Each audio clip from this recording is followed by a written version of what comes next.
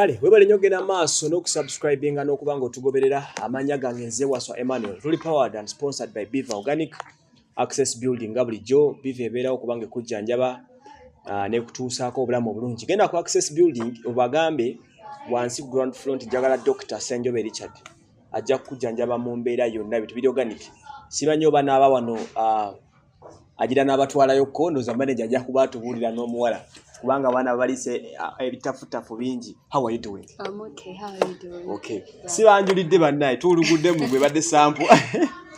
Nene no mchala the Ghetto Queen. How are you? I'm fine. How are you doing? Oli bulungi? Ndi bulungi. Obulamu. Obulamu pola. Nsanyusa okuddamu kusinkana nate. Nango kusanga. Nasemba kulaba wa Bugembe. Yes. How is life generally? Life is okay. But era buzibu walamu mpola. Nenga mukama abadde akyatukuma. Abakuumye ndaba buli kimu kirungi. Mukama yasinga okumanya. Abantu ndoza kya makulu nnyo okuddamu n'obeyanjulira. Yeah. Abantu bange abalungi abandaba amanya gange bampita n'abakoza Patricia, the Ghetto Queen, spokesperson Triplets Ghetto Kids Uganda. Omulimu gwogo gusobola manyi okwogera bulungi nnyo. Webale kusinga. Okay, so how is life generally these days? Life generally nga omanyi nti no tuli mu COVID time. Butambula mpola lwakubeera bizibu walamu nti tetukyafunayo shows. Okubeerawo olumu kugenda ne kuzibuwala mpola naye mukama atukumye okubanga ffenna tukyali balamu dho tulwala era ne twejjanjaba ne tuwona biki naye nga tugezaako. Straight ebya tujja bikubamu chap but njaga tutandikire ku the bit of movies. Zenda bazigenda mu maaso era ne ngamba abaana bano nga mwana yagala genda mu Hollywood oba mu Nollywood yonna yagala kutuukayo like nyalya Yesu brother gone bere nyumya ko ne manager nangamba he wants to see someone omukumwe ngali mu Hollywood. Actually me myself besides dancing I love acting. You love acting? Okay. So can you tell us some of the movies you're featuring in? Actually, I have one that is out. It's called Jackie and the Genie. I was the Jackie. There was a genie that gave me magic. Nineyagala with my magic powers. Waliwo endala gye twakola gye Dance for Life. Naba wa Hollywood. Then Queen of Katwe, also the famous, of course. Then another one that we are recording and acting right now. Bajita, Understanding Love. Understanding Love, actually nalabi movie eyo ndabemu abachina abayindi Korea. Can you tell me abantu omwe abajewa? Movie eno first of all basically it's a somesa at the same time ngoyiga. Mainly mulimu ekirwadde bakiyita sickle cells. Abantu abasinga ekirwadde kino bakibuusa amaaso.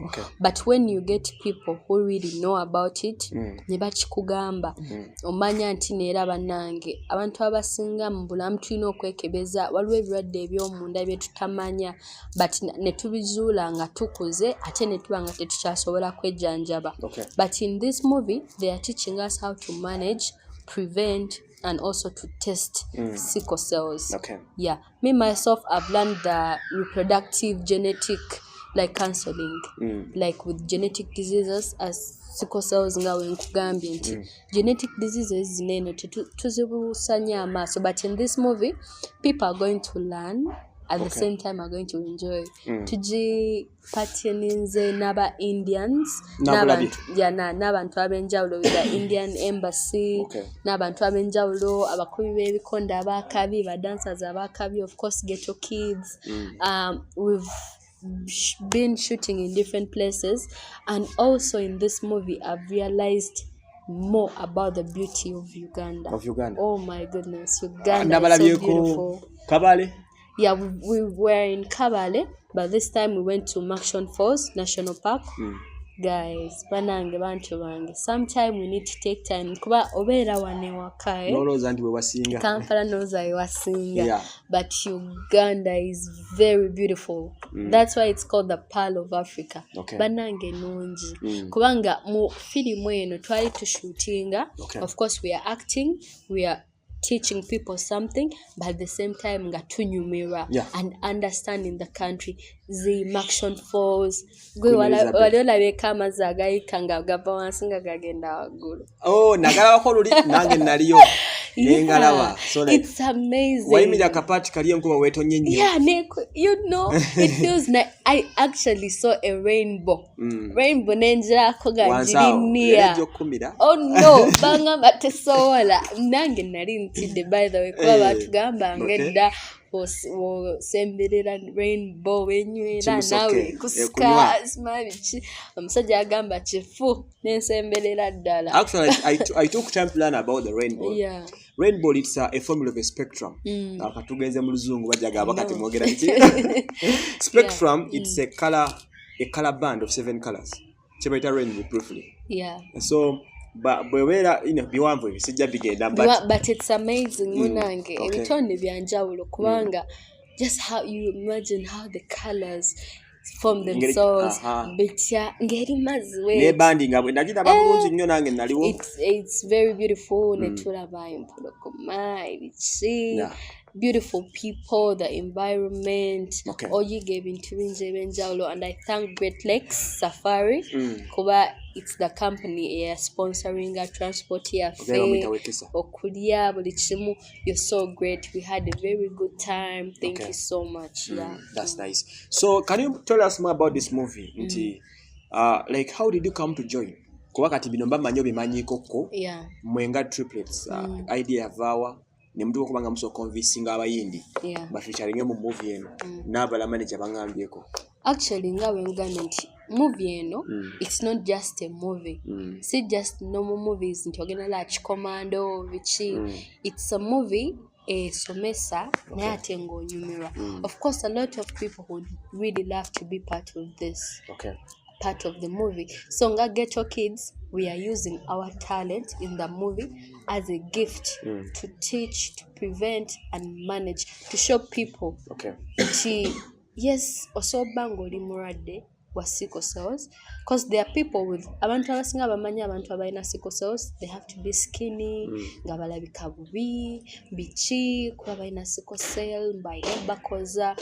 But when you get sickle cells and they know that omwina ngochali muto ne bakwanguyira, they teach you how to manage it, how to prevent it. Nti n'abazadde abasinga eyo family zaffe ziri ennungi ez'enjawulo ezindaba essaawa eno nti ofuba nnyo kuba ffe batusomeseza nti before you marry a woman or a man, it's very good to test for sickle cells. N'omanya nti yes, nina sickle cell wetomwina, but chances ziba high okuzaala omwana alina sickle cells. So they let you know nti sinti ogenda funa omwana alina sickle cells, either one of the family echange ffe tetuzaala bane balina sickle cells bichi. So it helps you to know. Ate nera wokimanya, how are you going to manage it, how are you going to prevent it. Ne bakuyigiriza engeri gy'ogenda okukuza omwana wo okubanga alabika bulungi nga n'omuntu tasobola kimanya nti that kid has sickle cells as long as ng'amira eddagala lye ate nga akola omusawo kyaba yamugamba okukola. With the Indians basalawo ogikola with different people kuba sickle cells tali Uganda yokka.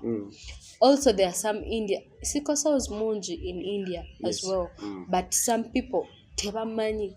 There are some people abagamba they haven't tebakiwuliranga nako before, you know.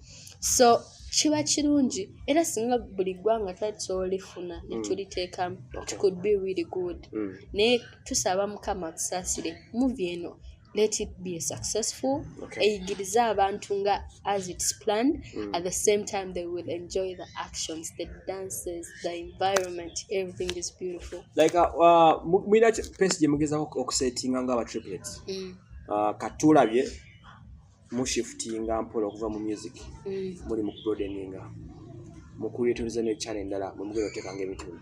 Lwaki mutasonginga mu bintu ebirala? Kubanga when you hear triplets, abantu abasinga balowooza baba abaana basatu, but triplets is meaning music, dance and drama. Buli kimu tusobola kukikola. We can sing, abasobola okuyimba basobola, we can dance, we can also act. So kiba kirungi, mainly in this corona season, abantu balina obudde. People sit down and watch TV. What are you going to do for the people in this time? Yes, I know basanusa, but at the same time they need to learn about new things. me myself, I didn't know about sickle cells. Okay.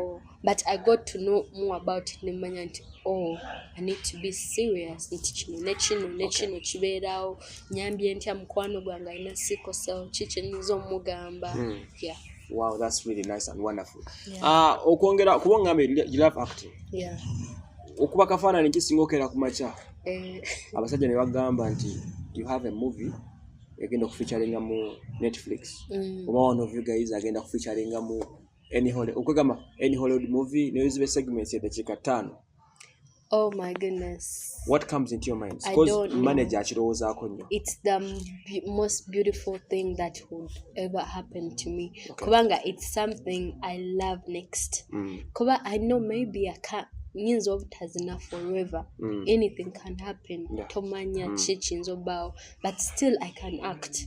But solo acting. I know mbanga mulema. I still can play that part. It's one of the most beautiful things.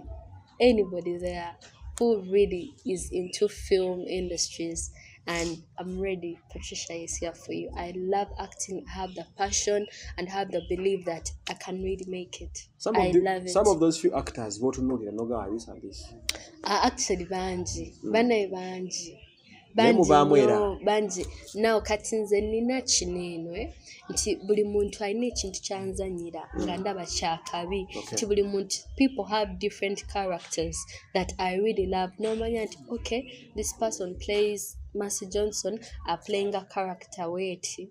Nti wembanjizanye, if I play that character ofuna encouragement, like I don't know, I have the love. I can do that. As if I saw you guys trying to imitate the Squid Game. Yeah, sure. Okay. Yeah. So we can you explain to us? Yeah, everybody has movie. Yeah, that's true. Squid Game is a game I think abantu jeba baine tuningeje tujagadde mu ngeri je naffe je tutakitegeera waliwo video omwezi ali awo ku bbali agira wajiddamu tuningeje tujirawa nga tetugitegeera. Okay, ekuteeka ku kubunkenke you always have nange obona naitawo you support obane character no gambo ndo gwenjagala obana akola atya obachi. But as we did Squid Game yatujikolera in dance. So I think people watch that dance. Actually it was really very beautiful. It was funny according to kuba bantu banji bagikoze mbinji bagikoze buli omu agikoze ngeri jayagala. So for us to agikola mu dance because that's what we know best. So this project is getting your Squid. Do you first sit together as a whole family musoka mujekendenya? Everything we do, we sit as a family. Buli kimu kyetukola buli kimu kyemulaba. We sit. Manager affe yatuyigiriza obanga tukolera wamu ate nga tukwatagana nti wagaba nange tugenda ko olwimba eri timulaba ntya kinakola tukoze tutya.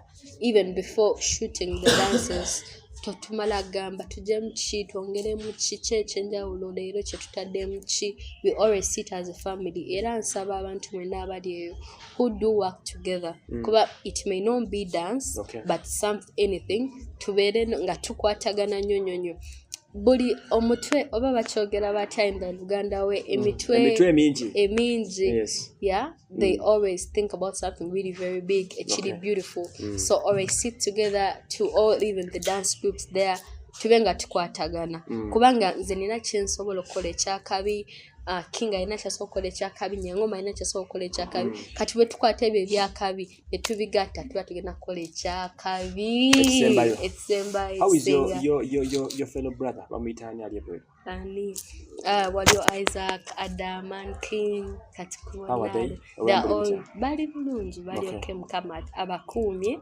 Era even Corona yali mu America, we got so scared like, oh God, name kama abakumi bali ketsa cyangwa kama.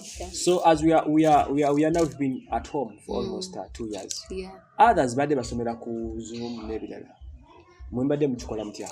Naffe tusomera ku online classes, though olaba okusoma kunino tusoma naye until we get challenges. Sometimes you get challenged with the network. Olumu ate katengeri fe twina abana bangi. Omwana mba nsoma ne bakakuba kayimba kenjagala mba nja kubuuka. Mba I won't concentrate. Era tusamukama tusasire corona gweyo the country to get peace again. Tusome bulungi tumalirize ko singa right now I'm doing my last exams in high school. Singa ngina mala high school this year. Na ye kyaganye. I still third year. Senior. Imagine. Senior 6 ojisome emyaka 3. Emyaka 3. Ne mumenye liko dibana mukya. Buli mwana wali. Nkulevu kuwe tuli. Asome kilasi kyabadde emyaka 2. Neka nkubuza ekibuuzo like botula nosirika boti. Nolaba embeera abaana gye bayisemu. Abaana bangi.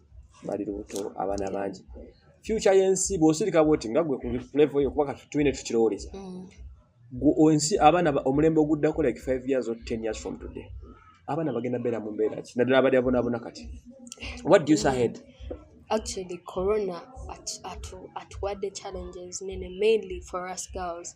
First of all, tukuze nnyo, abawala tukula nnyo. Yes. A lot of men out there or boys balaba omwana nga kuze ne balowooza muntu mukulu naye nga muto just bakuba nti embiri gyaffe gikula ne bamutawaanya ne bamalako emirembe abaana babakutte babafunisiza embuto naye nga all in all osanga sayino tekirina kye tusobola kukolawo kubanga omwana nga nze kyenyinza just to tell my fellow children there kubanga si bawala bokka n'abalenzi they are facing challenges nyingi nnyo abaana basinga bagenze bayingidde bakifeesi obubbi naye nga tabba nti ayagala bba mubbi naye aba ayagala kyakulya afuna ekyokulya nsaba tugezeeko okubeerawo tugumire n'embeera eriwo let's try to be strong olaba enkuba buli weetonnya era omusana gumala ne gwaka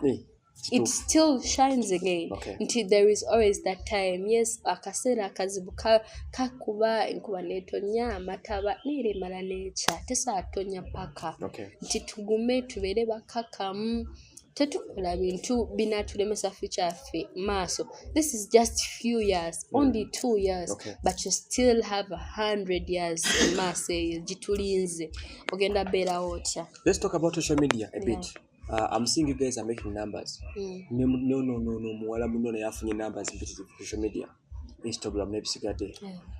Numbers ezo ziva waze mufune impetitive. Biki bye mukole byafuda abenjawulo. First of all, okusookera ddala. Abantu bangi bakola ebintu ebyenjawulo. Naye ebiseera ebisinga kibatisa kya Mukama kuba n'okola ebintu 100 when you don't have that man's blessing. Tewali kisobola kubaawo nti kisa kya Mukama nawe ngaga omuntu ogezaako n'omanya nti abantu bange mbakuumye ntya bantegeererawa naye ng'okusingira ddala bo bennyini be basinga okukola omulimu omunene era mbeebaza nnyo.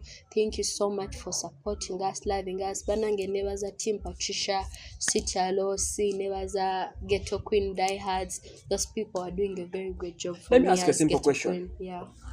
Sinafuna as a team niwankubali nange numbers nzina but team nga jempulidde zogerako zikola mirimu ki nisomesa mukolero kitegere banange teams cause sina na group aba abantu bakuyira bwe emibiri nti waliwo even some people there nga tebali mu groups zaffe naye ng'owulira olaba ng'omuntu akubeererawo banange nga wootali alwana entalo zo gy'otaba nga buli kaseera ya making sure Patricia ngena mukuumira mu bantu buli kaseera wootaba nti omuntu agenda kwambala kashati katambule abenga ali proud omulala akalage banayo omwana oyo nti bangi bintu bingi ebitwogerwako bye tutamanya gye tubeera eno naye nti bo batubeerera munange nedda tekiriwo ekiti kuba bo baba bakumanyi they believe in you and they know what you can do and what you cannot do.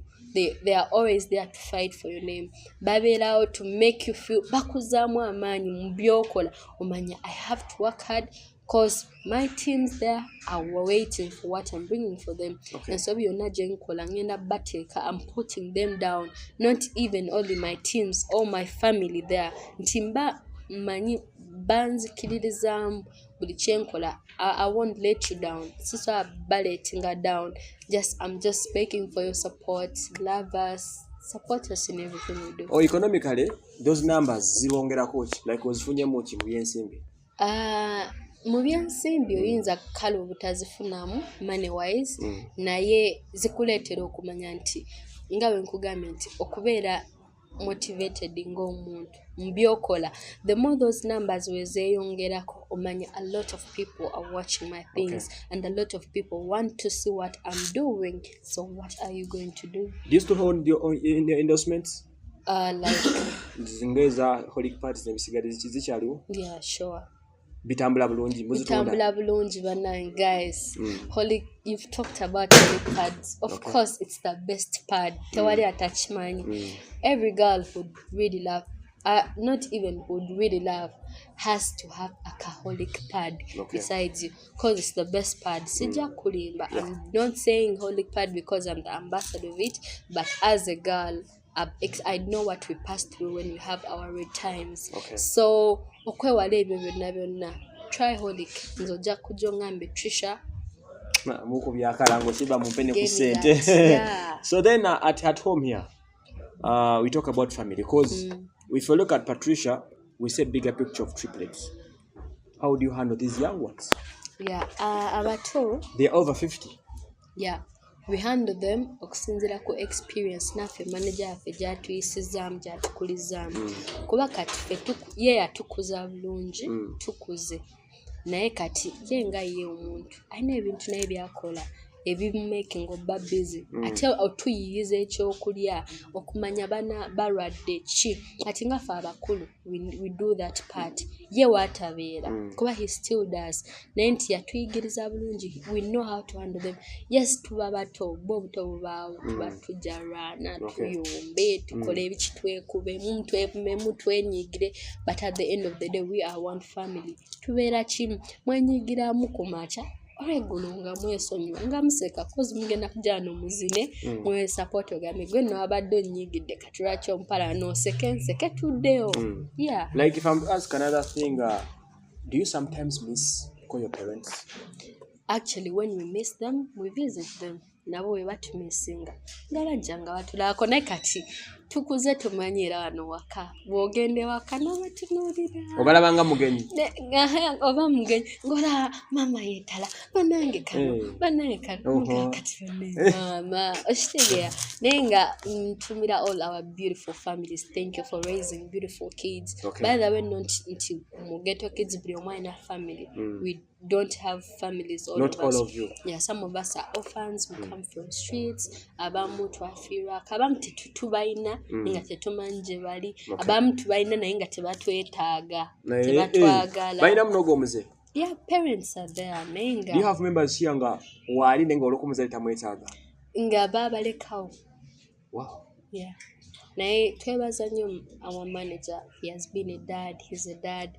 Atubezza atukuziza tayina because we don't have sponsors. Nyangoma ngambe nti agenda kwe kasente. Will you go together with her? No, tujagenda tulye ennyanja. Bwe cheka wakase kati itulera mutwe. Mulo wakuloza kulya buli eva. Ennyanja, tambula, yeah. Oh, that's really nice. We having Patricia on set. Agezo kubanga briefing amuko how life generally is moving on. Nebya movies byande bayengejinze muko n'obulamu butambula nga yo muwala ne handling ya kwasaganya mama. It's just a simple talk jetugezo kwa Twitter item. Patricia, as I'm saying a goodbye, but before I say goodbye, I think we shall call some of your friends. Batubuze ko wano katini. Ogenda batwitira muko. So ko bampitire. Baje batubuze ko wano. Like two of them or three or four. Uli utachua. You know I know. Yaliwa. Chechi kwise linya lya bakulu. Yanti byenkola y'abakiwa. Bimbalire muko. Okuzina kwa bakiwa. Otyo. N'embeera z'abakiwa.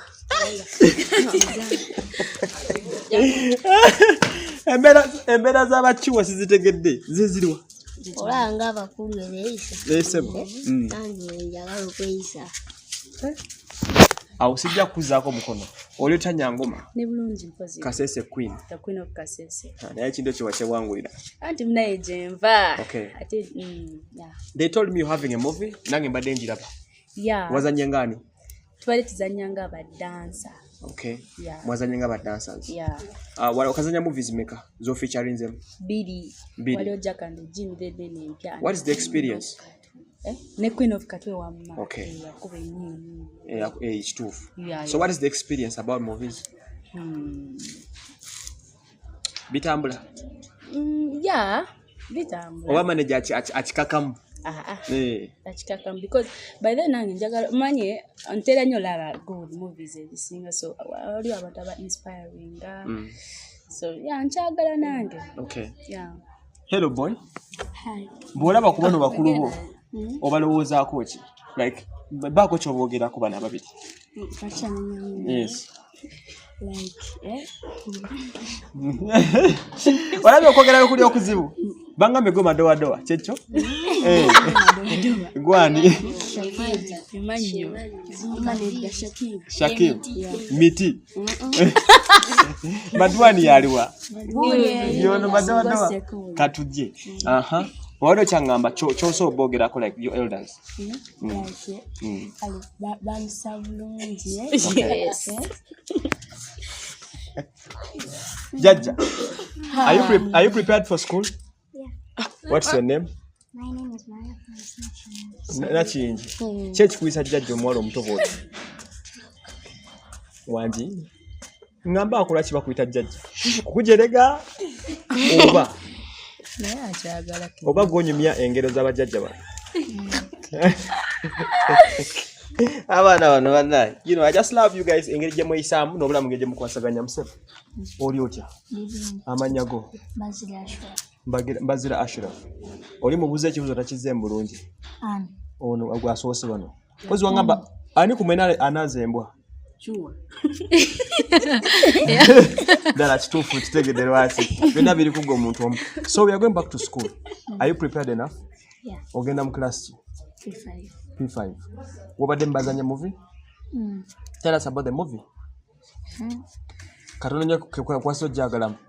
Nze kinasinzo jagalamu kulya. Kukola ki? Kulya. Ndio kwa party ya kulya. Just wali party tuseme just kulya gwe kwalozeza yani abana bato. Manager chief yange ati mubeera pure. Gwe film enamba oloza mu kimumere yabaddemu. Okay, is there, madam, how are you? I'm fine, how are you? Okay, your name is? Such a Priscilla Zawede. Okulanga ni mtimu. Dancer. Like any other responsibility you have. Mwena muli ba dancer nchimanyi. Yes. Ogugo omukulu gwe guliwa. Kuzina. Besides okuzina. Oguli waka. Kusimula nyo. Iyo. Yadai. Sebo madoado. Marijuana. Yeah. Liva weri nyeri. Baadi ntuma tata wange ngali mukomera. Achaliyo? Kati yavayo. Okay. So obulamu bulungi? Bulungi. Kale waliwo ebibeerera obulungi n'ebibeerera obubi.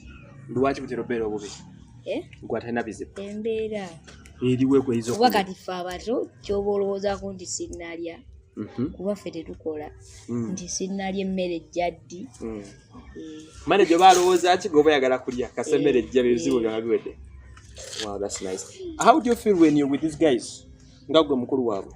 I feel good. Kuba bansanyusa. Banyiiza. Dala miti. Banyiiza, but it's a very good company. Balungi muda nemuseka nemusaga ate bakuba omuziki. I enjoy seeing them dance. Kwa katesa ennaku zino we're trying to push them. If you look at our YouTube channel, Ghetto Kids Uganda, videos singayo kati zaawe. Bana bato. Yeah, ndawe basingo bera active. Yeah, wotula nobalaba nga bazina. Owulira essanyu ku mutima. Gabanaye bulijjo binyuma w'ebiti. Nali manyi actually mbadde neebuuzanga nnyo lwaki buli video gye ndaba.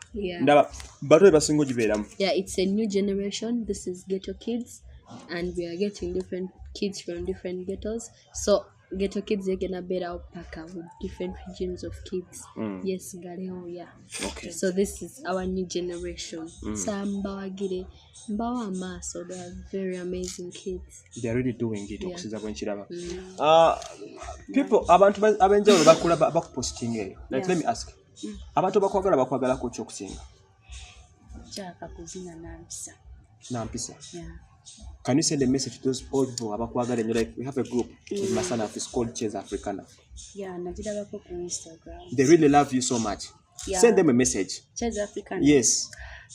Chase Africana, consider you guys mulungi. Okay. First of all, neyanziza okunjagala love zemundaga. Byestala byonna naye neyanziza nnyo.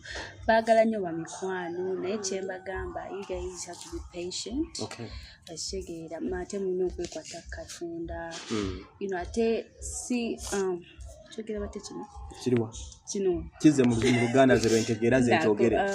Just chengezako bagamba. Kimanyi mu nsi eno people tubulwa okuba abagumiikiriza. Yes, patience. Yeah, ekyo. Naye olabanga okoze ekintu kiganye tokowa. You know, kwa mu nsi eno temuli shortcut. Yo terimu. Olina okukola ennyo n'okola kati kyembagamba mbeere baana bampisa abagumiikiriza. You shall make it. It's a great message to our fellow young ones. What omwana adatumbira akayimba ka radio. Like feeling evudde watata. So onkubire verse gy'okubidde ddala.